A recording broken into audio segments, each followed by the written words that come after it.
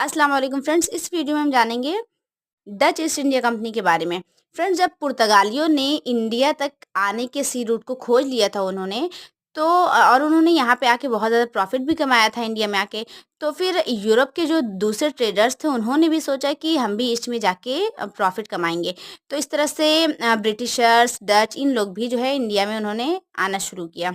तो जब Dutch India में पहुँचे तो उन्होंने सबसे पहली अपनी फर्स्ट फैक्ट्री जो है इस्टेब्लिश की मसूलीपट्टनम में, जो कि आंध्रा में है, 1605 में। और इस तरह से बहुत सारी फैक्ट्री उन्होंने इस्टेब्लिश की गुजरात में, उत्तर प्रदेश में, बंगाल में, बिहार में। और एक फैक्ट्री उन्होंने खोली 1609 में पुलीकट में, और सूरत में खोली उन्होंने 1616 में, नागापट्टनम में 1658 में, और कोचीन में 1663 में। तो इस तरह से बहुत सारे उन्होंने फैक्ट्रियाँ खोली।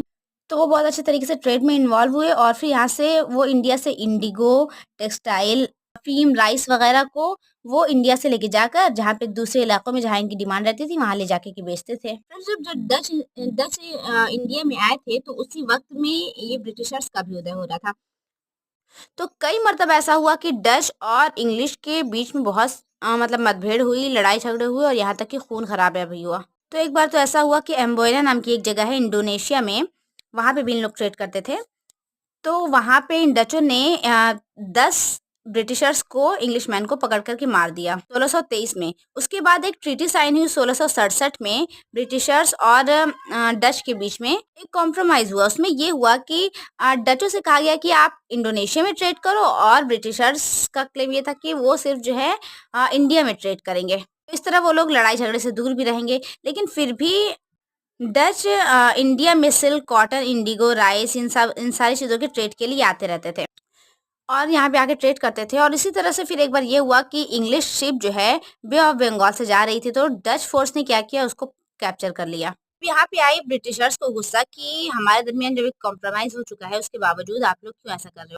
तो फिर वहाँ पे एक हुई बैटल ऑफ हुगली नवंबर 1759 1759 में, जिसमें ब्रिटिशर्स ने डचों को पूरी तरह से हरा दिया, इंडिया से पूरा खदेड़ करके एकदम ही ख़त्म कर दिया, भगा दिया। और उसके बाद से ही इंडिया से डच पावर एकदम से चली गई। लेकिन डच ने इंडोनेशिया से बहुत ज़्यादा प्रॉफ़िट कमाया, वहाँ से उन्होंने बहुत ज़्यादा ट्रेड किया, और फिर उनका इंटरेस्ट जो है एम्पायर बिल्डिंग में नहीं था। वो अब पॉलिटिकली अपने आप को एस्टैब्लिश करने के लिए नहीं आए थे, वो सिर्फ़ ट्रेड ही करने के लिए आए थे और पैसे ही कमाने के लिए आए थे। तो वो इंडिया से बहुत ज़्यादा पैसे तो नहीं कमा पाए बहुत ज़्यादा दिनों तक, लेकिन इंडोनेशिया से उन्होंने बहुत ज़्यादा प्रॉफ़िट कमाया। फ्रेंड्स, 1623 से लेकर 1759 तक ये लगातार इंग्लिश के लड़ाई झगड़े होते रहे।